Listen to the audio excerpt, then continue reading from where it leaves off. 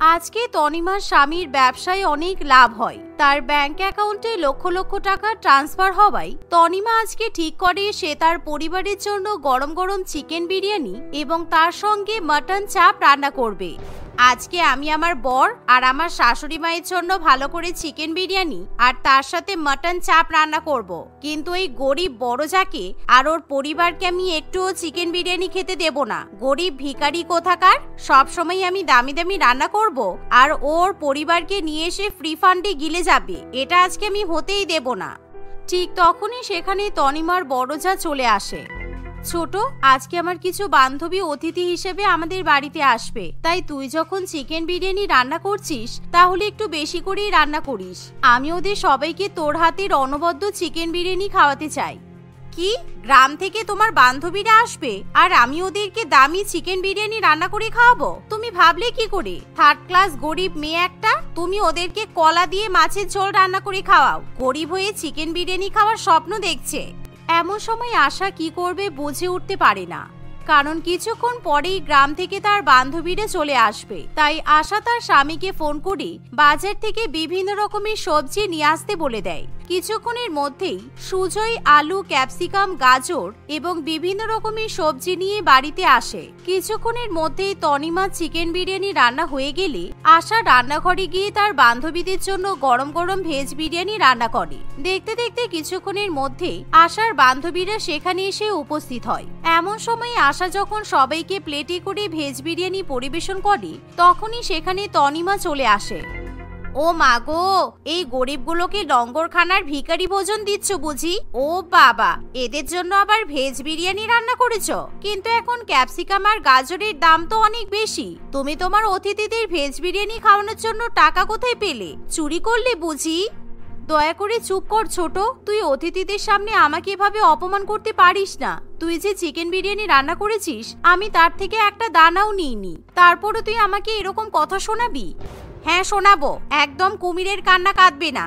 যেমন তুমি তেমন তোমার গরিব বান্ধবী। এই অতিথিগুলো যখন ভেজ বিরিয়ানি খেয়ে আমাদের বাড়ি থেকে চলে যাবে তখন সবার হাতে 10 টাকা করে ধরিয়ে দিও, কারণ এদের গাড়ি ভাড়া আছে কিনা সন্দেহ। এভাবে তনিমা আসে এবং তার গ্রামের বান্ধবীদের ভীষণই অপমান করে।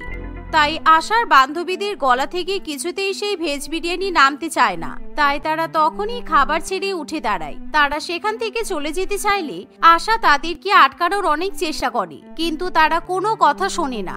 অন্যদিকে তনিমা তাদেরকে অপমান করে ঘাড় ধাক্কা দিয়ে বাড়ি থেকে তাড়িয়ে দেয়, যা দেখে আশার খুবই খারাপ লাগে, কারণ সে কখনো তার ছোট জায়ের কাছ থেকে এরকম ব্যবহার আশা করেনি। দেখতে দেখতে এভাবে কিছুদিন কাটে। একদিন আশা ঘুম থেকে উঠে দেখে তনিমা রান্নাঘরে অনেক তড়িঘড়ি করছে। কিরে ছোট, তুই যে বললি আজকে পার্লারে যাবি, রান্না বান্না করতে পারবি না? আমাকে তো রান্না বান্না করতে বললি, তাহলে তুই হঠাৎ করে সকালবেলা রান্নাঘরে আসলি কেন? আজকে আমার বান্ধবী আর ওর বর আফ্রিকা থেকে ফিরছে, আর তোমার দেওরের কিছু অফিস কলিগ আমাদের বাড়িতে নিমন্ত্রণ খেতে আসবে, আর ওরা আমাকে বলেছে ওদের জন্য চিকেন বিরিয়ানি রান্না করতে হবে। তাই আমি খুব ব্যস্ত, আমাকে বিরক্ত করো না। আর হ্যাঁ, তুমি কিন্তু ওদের সামনে একদমই এসো না, কারণ আমি ওদের সাথে কাজের লোকের পরিচয় করাতে পারবো না। তনিমা আবার সকাল সকাল তার বড়জাকে অপমান করে, কিন্তু আশার কিছু বলার থাকে না। তনিমা বিরিয়ানি চাপিয়ে ঘরে গিয়ে নিজের মতো সাজগোজ করতে শুরু করে। একটু ফোনে দেখি কিভাবে শাড়ি পরলে আমাকে ভালো লাগবে, কারণ এখন নতুন নতুন শাড়ি পরার স্টাইল বেরিয়েছে, তার সাথে কয়েকটা মেকআপের ভিডিও দেখে নেব। এই বলে তনিমা ফোনে শাড়ি পরা এবং মেকআপের বিভিন্ন রকম ভিডিও দেখতে শুরু করে। এরই মধ্যে সে ভুলে যায় গ্যাস ওভেনে বিরিয়ানি দমে চাপানো আছে। দেখতে দেখতে প্রায় 2 ঘন্টা পর তার বিরিয়ানির কথা মনে পড়ে। এ বাবা, রান্নাঘর থেকে কেমন পোড়া পোড়া গন্ধ বেরোচ্ছে। আমি তো গ্যাসের উপর বিরিয়ানি চাপিয়ে এসেছি, সব বিরিয়ানি মনে হয় পুড়ে গেল। এবার আমি আমার অতিথিদের কি খেতে দেব? তনিমা রান্নাঘরে গিয়ে দেখে যে তার বিরিয়ানির হাঁড়ি থেকে কালো ধোঁয়া উঠছে। এমন সময় বিরিয়ানির হাঁড়ি যখন সে খোলে তখন সেই বিরিয়ানি একেবারে পুড়ে কালো হয়ে যায়। এরকম পুড়ে কালো হয়ে যাওয়া বিরিয়ানি সে অতিথিদের পরিবেশন করতে পারবে না, তাই সে ভীষণই দুশ্চিন্তায় পড়ে। এমন সময় হঠাৎই তার মাথায় একটা বদমাইশি বুদ্ধি আসে। তনিমা তার বড় জায়ের কাছে গিয়ে বলে, দিদি, আমি বিরিয়ানিটা সবেমাত্র চাপিয়েছি আর সঙ্গে সঙ্গে গ্যাস শেষ হয়ে গেছে, তাই জন্য বিরিয়ানিটা পুরোপুরি রান্না হয়নি। ওরকম কাঁচা বিরিয়ানি কি অতিথিদের খেতে দেওয়া যায় বলো? আমি রান্নাঘরে চাল, মাংস, মশলা সবকিছু রেখে এসেছি, তুমি শুধু একটু চিকেন বিরিয়ানি রান্না করে দাও, তাহলেই হবে। ততক্ষণে আমি একটু সেজেগুজে তৈরি হয়ে নিই। আর হ্যাঁ, পাশে আমি নতুন গ্যাস বসিয়ে দিয়েছি। আসলে আমি রান্নাটা করে নিতে পারতাম, কিন্তু এখন রান্না করতে গেলে আমার আর সাজগোজ হবে না। ঠিক আছে, তুই একদম চিন্তা করিস না, তুই ঘরে গিয়ে তৈরি হয়ে নে, আমি ভালো করে চিকেন বিরিয়ানি রান্না করে দিচ্ছি। আশা এই কথা বললে তনিমা খুবই খুশি হয়। এমন সময় আশা রান্নাঘরে গিয়ে দেখে সেখানে চাল, বিরিয়ানির মশলা ইত্যাদি সাজানো আছে, কিন্তু কোথাও চিকেনের একটা টুকরোও থাকে না। তাই সে তখনই তনিমার কাছে গিয়ে মাংসের কথা জিজ্ঞাসা করে। এ বাবা, সে কি? আমি তো চিকেন রেখে এসেছিলাম, এবার কি হবে বলতো? ঠিক আছে, তুই চিন্তা করিস না, ফ্রিজে যা সবজি আছে আমি সেগুলো দিয়ে ভালো করে ভেজ বিরিয়ানি রান্না করে দিচ্ছি। এই শুনে তনিমা খুবই খুশি হয়। আসলে তনিমা খুব ভালো করে জানে বাড়িতে মাংস আর নেই, আর সে ভেজ বিরিয়ানি রান্না করতে পারে না, তাই সে তার বড় যাকে বেমালুম মিথ্যা কথা বলে। অন্যদিকে আশা রান্নাঘরে গিয়ে সবার জন্য গরম গরম ভেজ বিরিয়ানি রান্না করে। এরই মধ্যে তনিমা খুব সুন্দর করে শাড়ি পরে মেকআপ করে সেজে গুজে তৈরি হয়ে নেয়। দেখতে দেখতে এক এক করে অতিথিরা বাড়িতে চলে আসে। এমন সময় তনিমা একেবারে নিজের রূপ পাল্টে ফেলে। এই আশা, আমি সবার জন্য যে হেলদি ভেজ বিরিয়ানি রান্না করে রেখেছি সেটা সবাইকে নিয়ে এসে পরিবেশন করে দাও, আর হ্যাঁ, ওদেরকে খেতে দেওয়ার আগে টেবিলটা মুছে দেবে। এরকম কথা শুনে আশার খুবই খারাপ লাগে, কিন্তু সে তখন কারোর সামনে কোনো কথা বলে না।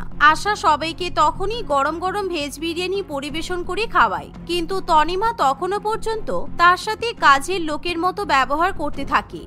সত্যি তনিমা, তুই যেমন সুন্দর চিকেন বিরিয়ানি রান্না করিস, সেরকমই ভেজ বিরিয়ানিটাও খুব ভালো হয়েছে।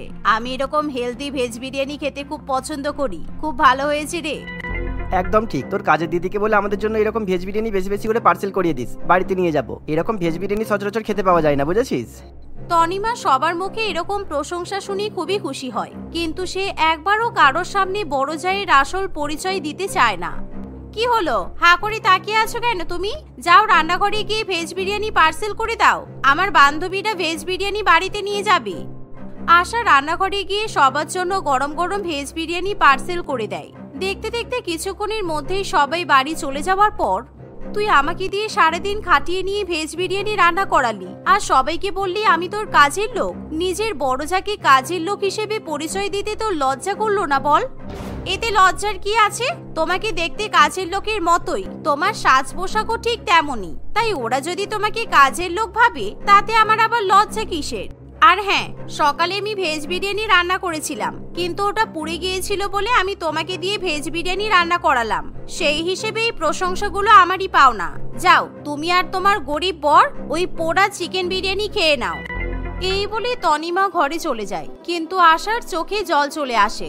আশা রান্নাঘরে গিয়ে দেখে যে তনিমা তাদের জন্য এক হাঁড়ি পোড়া চিকেন বিরিয়ানি রেখে দিয়েছে। এতটা রান্না যেহেতু তার ফেলতে খুবই খারাপ লাগে, তাই আশা এবং তার স্বামী সেই পুড়ে যাওয়া চিকেন বিরিয়ানি খেয়ে নেয়। দেখতে দেখতে আরো কিছুদিন কাটে। একদিন যখন দুই বৌমা রান্নাঘরে রান্না করে, তখনই সেখানে তাদের শাশুড়ি মা আসে। আজকে আমি আমার প্রতিবেশী বান্ধবীদের বাড়িতে নিমন্ত্রণ করেছি, তোমাদের দুই বৌমার হাতের বিরিয়ানি খাওয়াবো, তাই তোমরা কিন্তু এখন থেকে প্রস্তুতি শুরু করে দাও, কারণ যে ভালো বিরিয়ানি রান্না করে খাওয়াতে পারবে আমি কিন্তু তাকে অনেক ভালো ভালো উপহার দেব। শাশুড়ি মায়ের কথা শুনে দুই বৌমা খুবই খুশি হয়। এমন সময় ছোট বৌমা তনিমা বিষয়টাকে একটা চ্যালেঞ্জ হিসেবে গ্রহণ করে, কারণ সে যেহেতু অনেক ভালো চিকেন বিরিয়ানি রান্না করে, তাই সে মনে মনে ভাবে আজকে সে তার বড় জায়ের থেকে অনেক ভালো সুস্বাদু বিরিয়ানি রান্না করবে। অন্যদিকে বড় বৌমা আশা ভেজ বিরিয়ানি রান্না করার প্রস্তুতি শুরু করে দেয়, কিন্তু এমন সময় তনিমা পুরো রান্নাঘর দখল করে নেয়। আগে আমার চিকেন বিরিয়ানি রান্না হয়ে যাবে, তারপর তুমি রান্নাঘরে আসবে। যাও, তুমি এখন রান্নাঘর থেকে বাইরে বেরিয়ে যাও তো। তুই তো প্রায় 3 ঘন্টা ধরে চিকেন বিরিয়ানি রান্না করছিস, আর আমি যদি এখন ভেজ বিরিয়ানি রান্না না করি তাহলে আমি কখন রান্না করব? কিছুক্ষণ পরেই তো মায়ের অতিথিরা বাড়িতে চলে আসবে। তনিমা কোনো কথা শুনতে চায় না, সেই ইচ্ছা করে দেরি করে চিকেন বিরিয়ানি রান্না করে, যাতে করে আশা কিছুতেই ভেজ বিরিয়ানি রান্না করতে না পারে। আমি আজকে বিরিয়ানির মধ্যে বেশি করে মশলা, এলাচ, লবঙ্গ, চিকেন সবকিছু দেব, যাতে আজকে আমি সব থেকে সেরা চিকেন বিরিয়ানি রান্না করতে পারি। এই ভেবে তনিমা বেশি বেশি মশলা এবং বেশি বেশি লবঙ্গ, পেঁয়াজ, এলাচ, চিকেন, দুধ, খোয়া ক্ষীর ইত্যাদি দিয়ে এক হাঁড়ি বিরিয়ানি রান্না করে। এভাবে সেই বিরিয়ানি রান্না করতে করতে প্রায় সন্ধ্যা হয়ে আসে, কিন্তু তখনও বাড়ির বড় বৌমা অর্থাৎ আশা বিরিয়ানি রান্না করার জন্য রান্নাঘরে যাওয়ার কোনো সুযোগ পায় না। যথারীতি কিছুক্ষণের মধ্যে সাবিত্রী দেবীর প্রতিবেশী বান্ধবীরা বাড়িতে বিরিয়ানি খেতে চলে আসে। এমন সময় তনিমা যখন তাদেরকে বিরিয়ানি পরিবেশন করে খাওয়াবে তখন, কি ব্যাপার বড় বৌমা, ছোট বৌমার চিকেন বিরিয়ানি রান্না করা হয়ে গেল তো, কিন্তু তুমি এখনো তোমার ভেজ বিরিয়ানি রান্না করতে পারলে না? এতক্ষণ ধরে কি করছিলে তুমি? হ্যাঁ মা, আমি সবেমাত্র বিরিয়ানিটা দমে বসিয়েছি, এখনই হয়ে যাবে। আপনারা ততক্ষণে চিকেন বিরিয়ানি খেয়ে নিন, আমি ভেজ বিরিয়ানি নিয়ে আসছি। এই শুনে সবাই মিলে তনিমার হাতে রান্না করা চিকেন বিরিয়ানি খেতে শুরু করে, যা দেখে তনিমার বুক 4 হাত চওড়া হয়ে যায়, কারণ সে একেবারে নিশ্চিত থাকে যে তার হাতের বিরিয়ানি রান্না সব থেকে সেরা হবে। দেখতে দেখতে কিছুক্ষণের মধ্যেই আশা নিজের রান্না করা ভেজ বিরিয়ানি নিয়ে আসে, আর সে সবার প্লেটে সবজি মেশানো ভেজ বিরিয়ানি পরিবেশন করে দেয়। বাহ, কি সুন্দর বিরিয়ানি রান্না হয়েছে। আশা, তুমি যে এত ভালো ভেজ বিরিয়ানি রান্না করতে পারো সেটা তো জানা ছিল না। কিন্তু তনিমা, তুমি চিকেন বিরিয়ানি রান্না করেছো ঠিকই, এটা মোটেই বিরিয়ানি বলে মনে হচ্ছে না, লবঙ্গ মেশানো ফেনা ভাত মনে হচ্ছে। যত সব দামি দামি উপকরণ দিয়ে চিকেন বিরিয়ানি রান্না করেছো, কিন্তু বিরিয়ানিতে একটুও স্বাদ হয়নি। এটা আবার বিরিয়ানি নাকি? এর থেকে ভালো চিকেন বিরিয়ানি আমাদের পাড়ার পল্টু রান্না করতে পারে। এভাবেই সবাই মিলে আশার রান্না করা ভেজ বিরিয়ানির অনেক প্রশংসা করে, আর সেখানে তনিমার রান্না করা দামি মটন বিরিয়ানি একেবারে মাঠে মারা পড়ে যায়। সবাই মিলে আশার এরকম প্রশংসা করছে দেখে তনিমা জ্বলে পুড়ে ওঠে। অন্যদিকে সাবিত্রী দেবী খুবই খুশি হয়। কিছুক্ষণের মধ্যেই সাবিত্রী দেবীর বান্ধবীরা যখন খাওয়া দাওয়া করে বাড়ি থেকে চলে যায়, বড় বৌমা, আমি বিয়ের সময় একটা সোনার পায়ের নুপুর উপহার পেয়েছিলাম, আর তুমি নুপুর পরতে ভালোবাসো আমি জানি, কিন্তু আমার বয়স হয়ে গেছে বলে আমি এখন আর নুপুর পরতে পারি না, তাই আমি আমার বিয়ের সোনার নুপুর তোমাকে উপহার দিলাম, এই নাও। শাশুড়ি মা বড় যাকে সোনার নুপুর উপহার দিচ্ছে দেখে তনিমার হিংসার আর শেষ থাকে না, কিন্তু সে চাইলেও কিছু করতে পারে না। এমন পরিস্থিতিতে সে ভালো করেই বুঝতে পারে যে শুধুমাত্র দামি দামি উপকরণ ব্যবহার করলেই কিংবা চিকেন এবং মাটন দিয়েই বিরিয়ানি রান্না করা যায় না। বিরিয়ানি রান্না করার জন্য অনেক ধৈর্য এবং ভালোবাসার দরকার হয়। সেই কারণে আজকে গরিব বড় জায়ের ভেজ বিরিয়ানি ছোট ধনী জায়ের দামি বিরিয়ানির কাছে জিতে যায়। তুই এবার তোর বউকে সামলা বাবু, ওর তো সারাদিনই খিদে পায়। আমি খাবার বানিয়ে বানিয়ে ক্লান্ত হয়ে যাচ্ছি, কিন্তু ও খেতে খেতে ক্লান্ত হয় না। এরকম করে বলো না মা, অর্পিতা একটু খেতে ভালোবাসে আমি জানি, কিন্তু তুমি ওকে বুঝিয়ে বললেও তো তোমার কথা ঠিকই শুনবে। দেখবে ও খাবার নিয়ে তোমাকে বেশি বিরক্তও করবে না। আর কি বুঝিয়ে বলবো? নতুন বউ বাড়িতে এসে শাশুড়ির কাছে খাবারের আবদার করলে শাশুড়ি তাকে কখনো না করতে পারে? সেই জন্যই আমাকে বারবার বানিয়ে দিতে হয়। আর তুই যে বলেছিলিস তোর বউ আমাদের মতোই গরিব বাড়ির মেয়ে, তাহলে ও এত কি করে খায়? বাপের বাড়িতেও কি এতই খাবার খেত? অঞ্জনা দেবী এবং সমরেশের কথা শুনে অর্পিতা সেখানে চলে আসে। তার আবভাব দেখে বোঝা যায় যে সমস্ত কথাই সে শুনতে পেয়েছে। এমনিতেই তো সবাই 3 বেলা খায়, আর আমি একটু বেশি বলতে 3 বারের জায়গায় 7 বার খাই, তাতেও আপনার সমস্যা? আমি কি এমন বেশি খাই বলুন তো? তুমি কোথায় বেশি খাও? এই তো সকালবেলা উঠে চা বিস্কুট, বিস্কুট মানে তো আবার 1 প্যাকেট বিস্কুট একেবারেই খেয়ে নাও। তারপর আবার কিছুক্ষণ পরে লুচি তরকারি, চাউমিন এসব দিয়ে টিফিন করো, তার সাথে স্যালাড খাও। দুপুর বেলা লাঞ্চ করো, আবার বিকেল বেলা চায়ের সাথে 1 প্যাকেট বিস্কুট, সন্ধ্যাবেলা টিফিন, রাতের বেলা ডিনার। এটা বেশি নয় তাই না? তোমার মা আমাকে এখানে দাঁড়িয়ে দাঁড়িয়ে আমার খাবার খাওয়া নিয়ে খোঁটা দিচ্ছে, আর তুমি কিছু বলছো না, তুমি শুধু শুনছো। এরকম অপমান সহ্য করানোর জন্য তুমি আমাকে বিয়ে করে এখানে নিয়ে এসেছিলে? তুমি মায়ের দিকটা একটু বোঝার চেষ্টা করো অর্পিতা। মা সারাদিন এত কিছু রান্না করতে পারে? মায়ের তো বয়স হচ্ছে, আর তার উপরে আমার রোজগারও তো এমন কিছুই হাইফাই নয় যে সবসময় সবকিছুই মজুদ থাকবে। মজুদ না থাকলে এনে রাখবে। তোমার ঘরে খাবার মজুদ নেই বলে আমি আমার ডায়েট প্ল্যান থেকে তো সরে যেতে পারি না, তাই না? এটা তোমার ডায়েট প্ল্যান? এভাবে তুমি ডায়েট করছো, তার মানে তুমি ডায়েট না করলে নিশ্চয়ই আরো বেশি খাবে। হে উপরওয়ালা, এ তুমি আমাকে কি সমস্যায় ফেলে দিলে? অর্পিতা এবং সমরেশের বিয়ের প্রায় ৮-৯ মাস হয়েছে। বিয়ের প্রথম অর্পিতার খাবার খাওয়ার অভ্যাস মোটেই এমন ছিল না। সে আরো 5টা সাধারণ মানুষের মতোই 3-4 বেলা খাবার খেত, কিন্তু আজকাল তার খাবার খাওয়ার ইচ্ছা এত বেশি বেড়ে যায় যে তার খাবারের চাহিদা মেটাতে গিয়ে প্রাইভেট অফিসে অল্প টাকার মাহিনাতে চাকরি করা সমরেশ হিমশিম খেয়ে যাচ্ছিল। সবচেয়ে বেশি অসুবিধা হচ্ছিল তার মা অঞ্জনা দেবীর, কারণ তার বৌমাকে এখন ক্ষণে ক্ষণে রান্না করে দিতে সে গুরুতরভাবে ক্লান্ত হয়ে পড়ে। এভাবেই দিন কাটতে থাকে। বারবার বোঝানোর পরেও অর্পিতার মধ্যে কোনো রকমের পরিবর্তন আসে না। সারাদিন তার মুখ চলতেই থাকে। এমনই একদিন, মা আজকে সকালে আপনি লুচি তরকারি করবেন না বুঝলেন? ওই 4-5টা লুচি খেয়ে আমার শান্তি হয় না। তার চেয়ে বরং আমি বাজার থেকে কচুরি নিয়ে আসুন, তাহলে আপনাকে খাটতেও হবে না, আর আমি একসাথে 10-12টা কচুরি খেতে পারবো। 10-12টা কচুরি? একটা কচুরির দাম 5 টাকা, মানে শুধু সকালবেলা টিফিনেই তোমার জন্য 60 টাকা খরচ হয়ে যাবে। তাহলে আমি কি খাবো? আপনি তো বেশি কচুরি খান না, তাহলে নিজের জন্য আরো 2টো নিয়ে চলে আসবেন। আর আপনি বয়স্ক মানুষ তো, আপনার এসব তেলে ভাজা না খাওয়াই উচিত। আপনি বরং বাড়ি এসে জলমুড়ি খেয়ে নেবেন, তাহলে বেশি খরচা হবে না। তুমি 12টা কচুরি খাবে, তাতে আমার খরচা হবে না, আর আমি 2টো খেলেই খরচা হয়ে যাবে? তুমি কি ইচ্ছা করে আমার সাথে এমন ব্যবহার করো, নাকি তুমি সত্যিই বোঝো না যে তুমি যেগুলো করছো সেগুলো ঠিক নয়? দূর বাবা, কোন সকালবেলা 1 কাপ চা আর 1 প্যাকেট বিস্কুট খেয়েছি, আর এখন আমার খুব খিদে পেয়েছে। খিদে পেটে এত জ্ঞান শুনতে আমার ভালো লাগছে না। আপনি তাড়াতাড়ি যান তো, গিয়ে কচুরি নিয়ে আসুন। আর হ্যাঁ, সাথে 5টা-6টা জিলিপিও আনবেন। কচুরি আর জিলিপি আমার ফেভারিট ব্রেকফাস্ট। অঞ্জনা দেবী যথেষ্ট ভালো মানুষ ছিল। সে কখনোই মুখে মুখে তর্ক করা কিংবা ঝগড়া করা পছন্দ করত না। তাই নতুন বৌমার আবদার রাখতে সে ঘরের কাজ ফেলে কচুরি আনতে চলে যায়। রাস্তায় যেতে যেতে সে নানান রকমের খরচার কথা হিসাব করতে থাকে। অঞ্জনা দেবী কিছুতেই বুঝে উঠতে পারে না যে এভাবে তার বৌমার খাবারের ইচ্ছা যদি প্রত্যেকদিন বাড়তেই থাকে, তাহলে মাসের বাকিটা 15 দিন তারা কিভাবে সংসার চালাবে। এই সমস্ত কিছু ভাবতে ভাবতেই অঞ্জনা দেবী কচুরির দোকানে চলে আসে। সেখানে এসে তাকে এত কচুরি এবং জিলিপি নিতে দেখে তাদের পাড়ার একজন প্রতিবেশী তার সঙ্গে কথা বলতে আসে। কি ব্যাপার অঞ্জনা বৌদি, বাড়ি থেকে লোকজন আসছে নাকি? আজকাল তো দেখছি প্রায় তোমাদের বাড়িতে অনেক অনেক বাজার নিয়ে আসা হয়। নতুন বউ আসার পরে ছেলের কি লটারি লাগলো নাকি?